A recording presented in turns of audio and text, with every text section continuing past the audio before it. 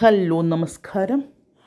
Story മീഡിയയിലേക്ക് എല്ലാവർക്കും സ്വാഗതം. അപ്പോൾ പത്തരമാറ്റിൻ്റെ കഥയാണ് ഇന്ന് പറയാൻ പോകുന്നത് കേട്ടോ. അപ്പോൾ പത്തരമാറ്റിൻ്റെ കഥയിൽ പോലീസ് സ്റ്റേഷനിൽ നിന്ന് ഇറങ്ങിപ്പോണ വേണു അനാമികയും നന്ദു ആ സ്റ്റേഷനിലേക്ക് വരുന്നത് കാണുന്നുണ്ട്. അപ്പോൾ കാണുമ്പോൾ നന്ദു ആദ്യം മൈൻഡ് ചെയ്യാണ്ട് പോകാൻ നിന്നു. പിന്നെ അവളുടെ അടുത്ത് നിൽക്കണം. അപ്പോൾ പറയും, നിങ്ങളെന്താ ഇവിടെ എന്ന് ചോദിക്കുമ്പോൾ പറയും, ഞങ്ങൾ ഉപദ്രവിക്കാനൊന്നും വന്നതല്ല, ഞാനൊരു ഇവിടുത്തെ CIനെ കാണാൻ വന്നതാണെന്ന് പറയും.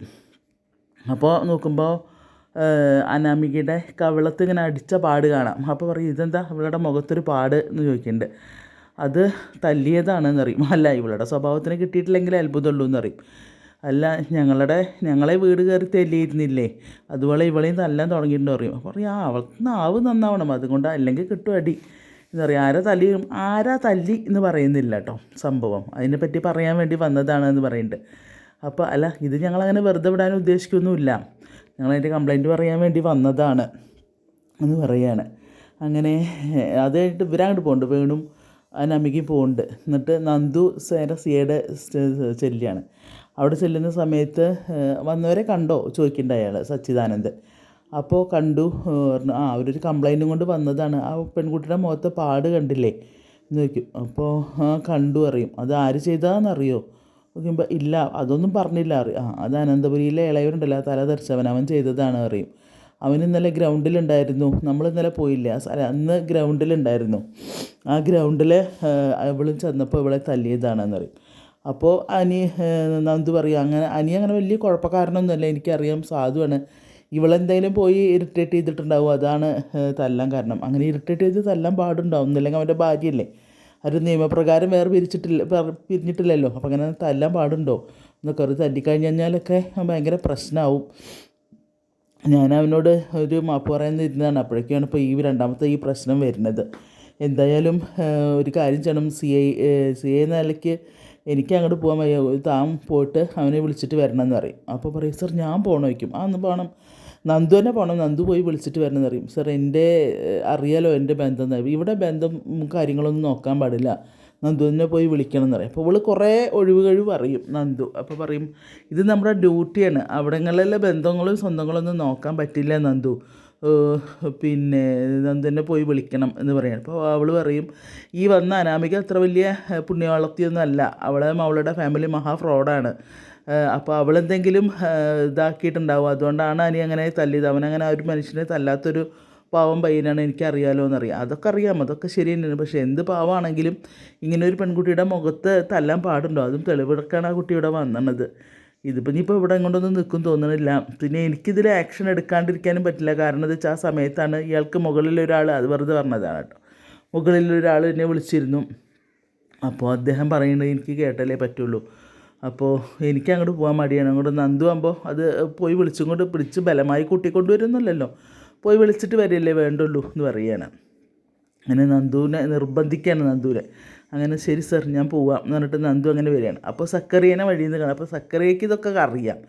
അപ്പോൾ സക്കറിയയോട് പറയുകയാണ് നന്ദു, വന്നിട്ട് നിങ്ങളൊന്ന് പോയിട്ട് മൂർത്തി സാറിൻ്റെ അവിടെ നിന്ന് പോയിട്ട് അനിയനെ വിളിച്ചിട്ട് വരുമോ എന്ന് ചോദിക്കുകയാണ്. അപ്പോൾ പറയും, മേഡം എനിക്ക് പോകണോണ്ട് കുഴപ്പമൊന്നുമില്ല, പക്ഷേ മേഡം തന്നെ പോകണമെന്നല്ലേ സാറ് പറഞ്ഞത്. അപ്പോഴേക്ക് സച്ചി പിന്നെയും വരികയാണ്.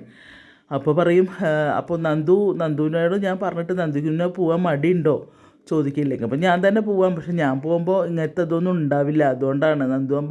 നന്ദുവിൻ്റെ ആ ചേച്ചിമാരെ കൊണ്ടുപോയ വീടും അല്ലേ, അപ്പോൾ അത് നന്ദുവിനാണെങ്കിൽ അവരെ വിളിച്ചിട്ട് വരും ചെയ്യാൻ. ഇനിയിപ്പോൾ നാളെ നമ്മുടെ വിവാഹം കഴിഞ്ഞാൽ ഇതൊക്കെ ബന്ധുക്കൾ അല്ലേ എന്നൊക്കെ ഇങ്ങനെ പറയണം.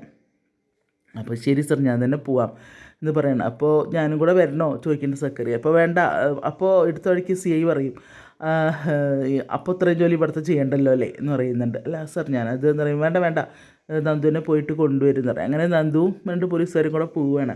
എനിക്കിപ്പോൾ മനസ്സിലായി സാറ് നന്ദുവിനെ ഇതാ പറഞ്ഞയച്ചെന്നുള്ളത്. അപ്പോൾ തനിക്കിത് മനസ്സിലായി വയ്ക്കുമ്പോൾ കാമുകനെ കൂട്ടാൻ കാമുകി തന്നെ പോകണമല്ലേ എന്ന് പറയുന്നുണ്ട്. അപ്പോൾ കാമുകനോ, ആര് കാമുകനോ, കാമുകനോ അവന് പൂവാലനാണ്, മര്യാദയ്ക്ക് സംസാരിക്കുന്നത് സക്കറിയോട് ചാടുകയാണ്.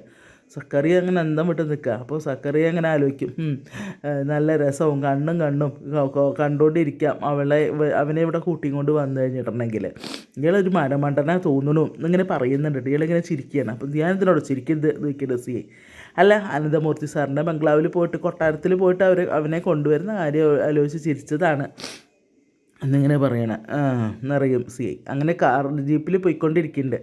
അപ്പോൾ അനന്തമൂർത്തിയുടെ കൊട്ടാരത്തിൽ, അതായത് അവിടെ അനന്തപുരിയിൽ നടക്കുന്നത് എന്താ വെച്ചാൽ മറ്റേ ഇവനെ ഭക്ഷണം അങ്ങനെ വിളമ്പി കൊടുക്കുകയാണ്. അതായത് ജലജ അങ്ങനെ വിളമ്പി കൊടുത്തിട്ട്, കഴിക്കും മോനെ, ഇനി വല്ലാണ്ട് ക്ഷീണിച്ചിരിക്കുകയാണ്, നിനക്കിപ്പോൾ ഭക്ഷണം കഴിക്കാനും താല്പര്യമില്ല എന്നൊക്കെ പറയുമ്പോൾ അബി ഇങ്ങനെ നോക്കും, ഇന്നിപ്പോൾ അമ്മയ്ക്ക് എന്താ പറ്റിയത്. എല്ലാവർക്കും സംശയം ഇന്നെന്താ ഇപ്പോൾ പതിവില്ലാണ്ട് ഇവനെങ്ങനെ തീറ്റിക്കണമെന്നുള്ളത് കേട്ടോ. പതിവില്ലാന്ന് എന്തപ്പോൾ അനീനെ ഇങ്ങനെ ഊട്ടിക്കണ. അപ്പോൾ അബിക്ക് മനസ്സിലായി കാര്യങ്ങൾ, പക്ഷേ ആദർശനും നയനയ്ക്കും നവ്യയ്ക്കൊന്നും മനസ്സിലായിട്ടില്ല. അപ്പോൾ ഞാനും നിൻ്റെ അമ്മയും കൂടെ ഉണ്ടാക്കിയതാണ് മോനെ, നീയാണെങ്കിൽ നാട്ടുകാരുടെ അടികൊള്ളാൻ നടക്കുകയാണ്, നീ ഭക്ഷണം കഴിക്കുക എന്നൊക്കെ പറഞ്ഞ് ഭയങ്കര ഭക്ഷണം കഴിപ്പിച്ചുകൊണ്ടിരിക്കുകയാണ്. അപ്പോൾ പറയും, പിന്നെ നീ ഇങ്ങനെ നടന്നത് ശരിയാവില്ല, നീ ആകെ ക്ഷീണിച്ചിട്ടുണ്ട്, നീ നന്നായി ഭക്ഷണം കഴിക്കുക. പറയുമ്പോൾ ആദർശം പറയാൻ ശരി തന്നെയാണ്, നമുക്ക് നല്ല ക്ഷീണം പറ്റിയിട്ടുണ്ട്, ഭക്ഷണം കഴിക്കും വയറ് നിറച്ച് എന്നൊക്കെ ഇങ്ങനെ പറഞ്ഞു കൊടുക്കുന്നുണ്ട്. നമുക്ക് അതിന് എവിടെ അതിനൊക്കെ നേരം എന്നൊക്കെ ഇങ്ങനെ പറയണം. അത് കഴിഞ്ഞ് അവിടെ ഒരു പൊട്ടിച്ചിരിയാക്കാം. എവിടെ വേണും അനാമികയും. വേണു ഭയങ്കര ചിരി പറയുക, ചെല്ലട്ടെ, അവൾ തന്നെ ചെല്ലട്ടെ വിളിക്കാൻ, അവൾ തന്നെ പോയി വിളിച്ചിട്ട് വരട്ടെ, ഇതൊന്നും കാണാൻ പറ്റിയില്ലല്ലോ, ഇനി കൊടുക്കും, ഇനി ഇതിൻ്റെ മുകളിൽ എന്തൊക്കെ ചെയ്യാൻ പറ്റുമെന്ന് അറ്റം വരെ ഞാൻ പോവും, അവരെ നാണം കെടുത്തും. ഇതൊക്കെ തന്നെയാണ് എനിക്ക് ആവശ്യമുണ്ടായിരുന്നത്. നമ്മൾക്ക് പോലീസ് കയറി ഇറങ്ങാറുണ്ട് അതൊരു ഇതല്ല, കാരണം അതെന്നും ഉള്ളതാണ്. പക്ഷെ അനന്തപുരിയിൽ പോലീസ് കയറി ഇറങ്ങാറുണ്ട് അതിൻ്റെ ഒരു നാണക്കേട് ആ കളവനൊന്ന് മനസ്സിലാക്കട്ടെ എന്നൊക്കെ ഇങ്ങനെ പറഞ്ഞ അയാളിങ്ങനെ അനന്തപുരിക്കാരെ എന്താ പറയുക, ഈ വേലി കടന്ന പാമ്പിനെ തോളത്തെടുത്ത് വെച്ചു എന്ന് പറഞ്ഞ പോലെയാണ് ഈ അനന്തപുരിക്കാർക്ക് വെറുതെ ഇത് ആ പയ്യൻ്റെ തലയിൽ ഈ നശിച്ച പെണ്ണിനെ എടുത്തു വെച്ച് അവർ സ്വയം അവനതിന് വല്ല കുഴി തോണ്ടിയെന്ന് അറിയില്ല, അതന്നെ അവരറിയും. അപ്പോൾ അവൾ അറിയാം ഞാൻ ഏതറ്റം വരെയും ഞാൻ പോവും, ഞാൻ അങ്ങനെ ഇത് വെറുതെ വിടാൻ ഉദ്ദേശിക്കുന്നില്ല, അവനെ നാറണം, അവൻ അങ്ങനെ ആക്കണം, അവൻ ഇങ്ങനെ ആക്കണം. എന്നിട്ട് അവരൊക്കെ കൂടെ ഭയങ്കര ചിരിയും തമാശയൊക്കെയാണ്. ഇവർക്ക് അറിയുന്നില്ല യഥാർത്ഥ കളി അവിടെ കാണാൻ പോകണു എന്നുള്ളത്, ഇവർക്ക് അറിയുന്നില്ല, വരുന്നേ ഉള്ളൂ. അങ്ങനെ അവിടുന്ന് ഇവരിങ്ങനെ തീറ്റയും കൂടിയൊക്കെ ചെയ്യണം. അപ്പോൾ നമ്മൾ നന്ദു പോലീസ് സ്റ്റേഷനിലേക്ക് വരുമ്പോൾ നന്ദു അവിടെ നിൽക്കുന്നുണ്ട്. വണ്ടി ഇടയ്ക്ക് നിർത്തിയിട്ട് പറയുന്നുണ്ട്, ഒന്ന് നിർത്ത്, വണ്ടി നിർത്തുമെന്ന് പറയുന്നുണ്ട്. അപ്പോൾ എന്താ സാർ, എന്താ മേഡം നിൽക്കുക, കുറച്ച് നേരം കഴിയട്ടെ അറിയും. എന്നിട്ട് അങ്ങനെ റോട്ടിലിറങ്ങി നിൽക്കണം നമ്മുടെ നന്ദു. എങ്ങനെ ഞാനിനി പോയി വിളിക്കും, എങ്ങനെ പറയും, ഞാൻ എങ്ങനെ അവനെ കൂട്ടിയിട്ട് വരും, എൻ്റെ നന്ദുവിനെ, എൻ്റെ അനിയനെ ഞാൻ എങ്ങനെയാണ് അവിടുന്ന് ഇറക്കിക്കൊണ്ട് വരിക എന്നൊക്കെ അങ്ങനെ ആലോചിച്ച് സങ്കടപ്പെട്ട് നിൽക്കുകയാണ്. അപ്പോഴേക്കും CIയുടെ ഫോൺ ഇങ്ങനെ വന്നുകൊണ്ടിരിക്കുക, ഇവളുടെ ഫോണിക്ക് എന്തായി എന്നറിയാൻ. അവസാനം ഒരു പോലീസുകാരൻ പറയുന്നുണ്ട്, CI സാറാണ് വിളിക്കേണ്ടത്, മാഡത്തിനോടൊന്ന് പറയട്ടെ എന്ന് പറഞ്ഞിട്ട് അയാൾ വന്നിട്ട്, മാഡം കുറേ നേരമായി CI സാർ മാഡത്തിൻ്റെ ഫോണിലേക്ക് വിളിക്കണം, എന്താ ചെയ്യേണ്ടത് എന്ന് ചോദിക്കുക. അപ്പോൾ പറയും, നമുക്ക് പോകണ്ടേ, ഇല്ലെങ്കിൽ ഇനിയിപ്പോൾ എൻ്റെ ഫോണിലേക്ക് വിളിക്കും, നമുക്ക് പോകണ്ടേ എന്ന് ചോദിക്കുകയാണ്. പോവാം എന്ന് പറയും. സാറിന് സ്പെഷ്യൽ താല്പര്യമുള്ള കേസായതുകൊണ്ടാണ് ഇപ്പോൾ പ്രശ്നം. ഇപ്പോൾ പറയും, നിവർത്തിയില്ലടോ, അല്ലാണ്ടെങ്കിൽ എന്തെങ്കിലും ചെയ്യാറുണ്ട്, ഇപ്പോൾ ഒന്നും ചെയ്യാൻ പറ്റില്ല, ഇനിയിപ്പോൾ നമ്മൾ അനന്തപുരിക്കല്ലേ പോണത് വയ്ക്കും. അതെ അനന്തപുരിക്കാണ് പോണത് പറയും. അങ്ങനെ പിന്നെയും നന്ദു പോയി വണ്ടി കയറുകയാണ്, വണ്ടി പോകണം. അത് കഴിഞ്ഞ് അബിയും ജലജയും കൂടിയുള്ള സ്നേഹപ്രകടനം. അപ്പോൾ അബി പറയുന്നുണ്ട്, അമ്മയുടെ ഇന്നത്തെ അവനോടുള്ള സ്നേഹം കണ്ടപ്പോഴേ ഞാൻ ഊഹിച്ചു എന്തോ സംഭവിക്കാൻ പോകുന്നുണ്ട് എന്നുള്ളത്. അപ്പോൾ പറയും, പോലീസ് പുറപ്പെട്ടിട്ടുണ്ട്, അവളെ കാണുന്നില്ലല്ലോ, ഈ സമയം കൊണ്ട് അവളിങ്ങോട്ട് എത്തേണ്ടതല്ലേ, അപ്പോൾ അവളെ കാണുന്നില്ല, അതുവരെ അവൻ നന്നായി ഭക്ഷണമൊക്കെ കഴിക്കട്ടെ, ലോക്കപ്പ് കയറ്റി ഇടിയൊന്നും ഉണ്ടാവില്ല, കാരണം CI നന്ദുവിനെ കല്യാണം കഴിക്കാൻ പോകുന്നത് കൊണ്ട് ലോക്കപ്പിൽ കയറ്റി ഇടിക്കൊന്നുമില്ല, ലോക്കപ്പ് കൊണ്ടിടേ ഉണ്ടാവുള്ളൂ. അപ്പോൾ അതുകൊണ്ട് ഞാൻ അവനെ അങ്ങ് സ്നേഹിച്ച് കൊല്ലുകയാണ്, അവൻ്റെ ശല്യം തീർന്നിട്ടല്ലോ എന്നൊക്കെ ഉള്ളതിലാണ് അവരുടെ സംഭാഷണങ്ങൾ. എനിക്ക് അപ്പോഴേ സംശയമുണ്ട്. അനി പറയുന്നുണ്ട്, എന്താ പതിവില്ലാത്തൊരു സ്വഭാവം അപ്പച്ചിക്ക്, സാധാരണ ഇങ്ങനെയൊന്നും അല്ലല്ലോ അപ്പച്ചി എന്നോട് പെരുമാറുന്നത്, ഇപ്പം എന്ത് പറ്റി എന്നൊക്കെ അനി ചോദിക്കുന്നുണ്ട്. അപ്പോൾ പറയുമോ, എനിക്ക് നിന്നോട് സ്നേഹമില്ലായിരിക്കൊന്നുമില്ല, പക്ഷേ നീ വീട്ടിൽ ശരിക്ക് ഇരിക്കുന്നില്ലല്ലോ എന്നൊക്കെ പറഞ്ഞ് സോപ്പിടുന്നുണ്ട്. എന്തായാലും നമ്മളെ നന്ദുവിനെ നല്ലൊരു പണി ഇട്ടിരിക്കുകയാണ്. അനിയനെ അറസ്റ്റ് ചെയ്ത് കൊണ്ടുവരാൻ വേണ്ടി നന്ദു തന്നെ പുറപ്പെട്ടു പോയിരിക്കുകയാണ്. അപ്പോൾ കാണാം എന്താവും സംഭവിക്കാൻ പോകുന്നുള്ളത്. എന്തായാലും ഈ കഥ ഒന്ന്